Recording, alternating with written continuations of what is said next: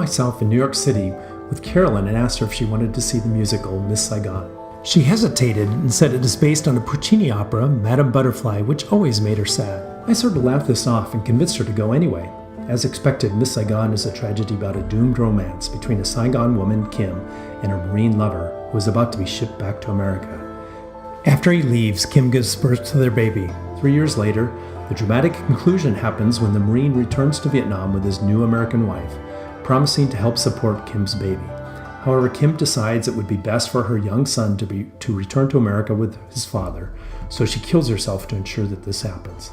Carolyn, of course, cries, which I've only seen a few times in my life, and afterwards I asked her why the musical affected her so deeply.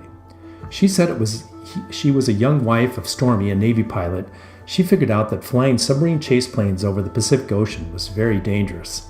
The Cold War was as hot as ever, but probably the biggest danger was flying over the Pacific Ocean, thousands of miles away from any possible rescue. As she started to have babies, the fear became more vivid in her mind. She was sure that one day he would be standing at the threshold of their door saying goodbye, and she would never see him again. She would be all alone with her crying babies. In the opera Madame Butterfly, the Japanese lover of a naval officer is left alone to raise their child, and then 3 years later, she too commits suicide. Every time Carolyn saw the opera, the naval officer leaving in his dress white uniform brought back all the fear and dread of how her life would turn out if he was ever to say goodbye for good.